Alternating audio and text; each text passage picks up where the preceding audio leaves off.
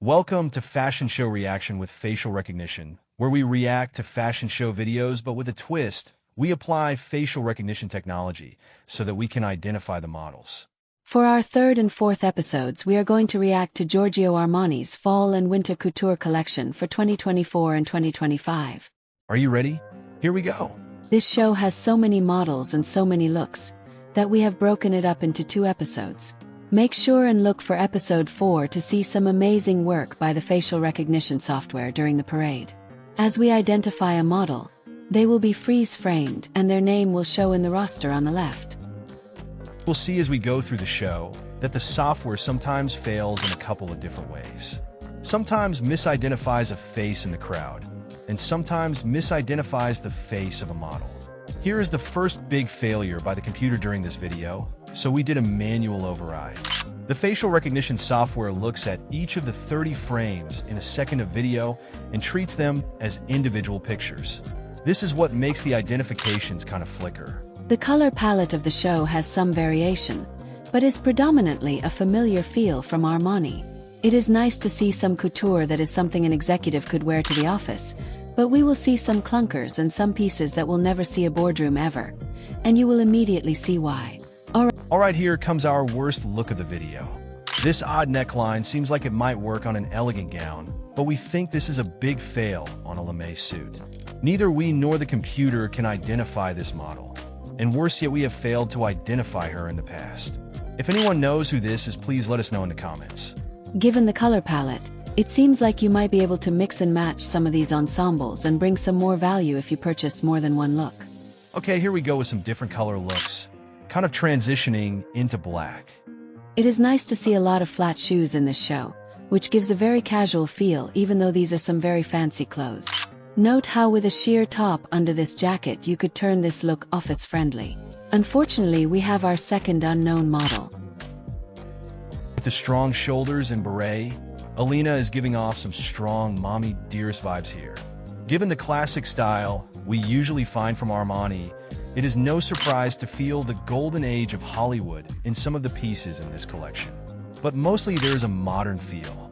Given the lighting in this show and the angle of the main camera, we are not getting a lot of false identifications of people in the crowd. But you still see a few pops here and there. Here Minnie is wearing one of the few asymmetrical looks in the show. It is not bad. You are not going to see a bunch of crazy stuff from Armani. The berets just keep coming, and this one fits very nicely with this simple pantsuit. The white inside the sleeves is very nice detailing for an otherwise very standard look. These are wearable clothes so far, which I am sure are crafted well when you get to touch them in person. They better be for what they surely cost. Here we are starting to see enough transparency that means we never made it into the office before going out on the town. We will see some looks later that have so much transparency we are not sure where you could wear them. Here the computer shows off and makes 3 identifications at one time. The sparkles are not really working for me. They are just a little too old ladyish rather than introducing any young zing. Hojing definitely brings some sparkle to this look. Such a regal presentation. I had not noticed, but the models are carrying clutches. I am torn on liking that full, real-world outfits are being presented, or that accessories are being shilled. It is a fashion show. You have to show the fashion you sell. They might even be wearing Armani-branded perfume. Hey, here we go.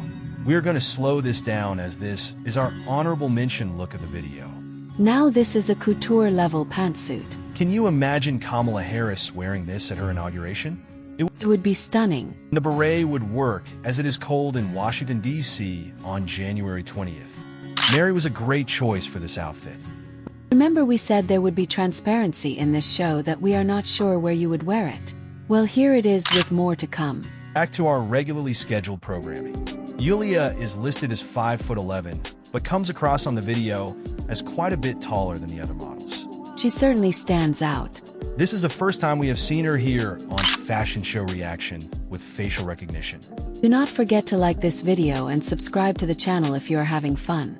We have Yvonne with a look that adds some shimmer and sparkle to black. And we are entering a black section of the show, but with varying textures to invigorate the looks. Notice how Lucy is presenting a shiny black top with flat black pants. Seems like a sensible way to introduce the sizzle of the shine without overdoing it and cheapening the overall look.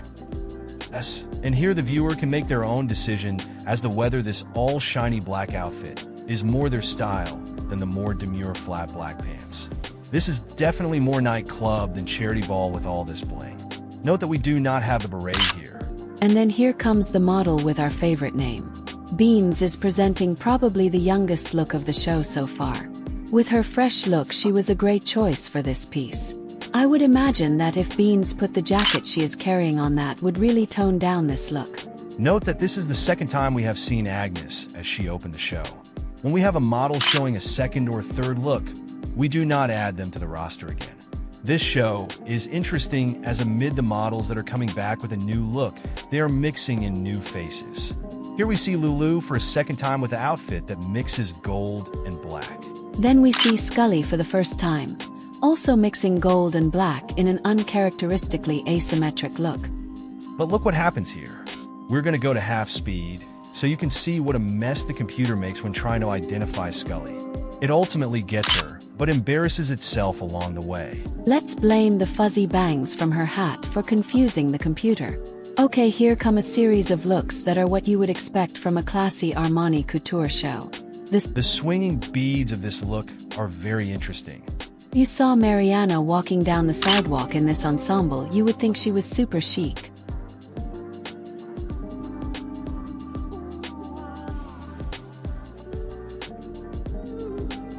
But Nastia is stuck presenting a much more older woman look with lame pants and librarian sweater. Any librarian who could afford a sweater made out of fabric this expensive would probably have to be doing it for fun, not for the pay. Nuria then takes us back to no more wire hangers land with these strong shoulders. Fabric of this top Melanie is presenting is very interesting. It appears to be a faux fur or maybe Angora.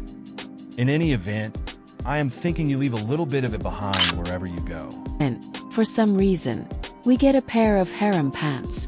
Well, I do have to say they are very sexy when paired with these ankle strap heels. It's just that this look sticks out. It doesn't fit in the whole collection so far. Especially when Sarah brings us this great look that snaps us right back into Armani's clutches. This is pure class, but you better have some beautiful skin to wear this. We know that Jeremia Shiano did the casting for this show. And with Yulia earlier, now Sarah, then following by Evelina. It seems like she was really focused on bringing a long neck look to the collection. And speaking of Evelina, even though we are not huge fans of stiff bodices, this is a great dress. Absolutely classy. Maybe the structure in that bodice would pay off if they had a busty customer for this. The Tessa's second look is similarly in a very classy Armani vein. Now we switch to what feels like a more mature look.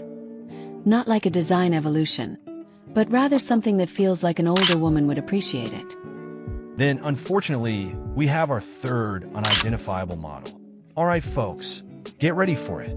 This is our best look of the video. We chose this because, in combination with Vika's fresh, calm, easy look, we have the same feeling in the dress. No cares, no worries, I do not even have to walk in heels and I have a heck of a lot of style. We then switch back to a much more formal look. Arguably classier, but surely not as easy. The use of transparency is nice here. You get a couture texture fabric, but with some additional interest. This next look, on the other hand, just does not do it for us. While the skirt fabric is something we saw earlier in a pantsuit, the top feels like something a bad Las Vegas act would wear, and it does not even look like it fits properly. At least the bangs from the fuzzy hat did not confuse the computer this time. Hey, wait a minute. They send unknown number 1 back with a bandeau top. Is that even legal in 2024? And we do not know who did the makeup for this show. But could they not even help her with her tan lines for this look? I guess she should have worn a bandeau swimsuit top when she was on that yacht off Mykonos last week. Then we have half of the Hearn twins. If you watch episode 4, you will see the computer confuse Lexi with her sister. I think the Hearn sisters provide the computer with a pretty good excuse for making a mistake. Fortunately, they have saddled Lexi with a grandma twin set, and while she makes it look good, it is not doing her any favors. Same with the next outfit. This is solid couture buyer territory. I have to say the walk of the models in flat shoes give this show a real easy feeling. Along with the music, a real tranquility. I cannot tell if this top is 2 pieces or 1 piece. Still and elderly look for sure, but less put together than the previous pieces. Might have my anatomy wrong, but that pearl or cameo at the base of the V here feels like it might push into your gut in an uncomfortable manner if you received an overzealous hug in this outfit. And the two-tone feels clunky to me. Chainmail-like fabric seems like a real thing for this season of couture. I like it. And some of the best looks we have seen in these June 2024 shows have featured it. But I think you need to curate your undergarments as much as your accessories when you are dealing with even a little bit of transparency. Finally, we wrap up this video with an all-black look presented by Suzanne. See you for the second half of this show in episode 4. Let us know if you enjoyed applying facial recognition to a fashion show. Bye now. See you next episode.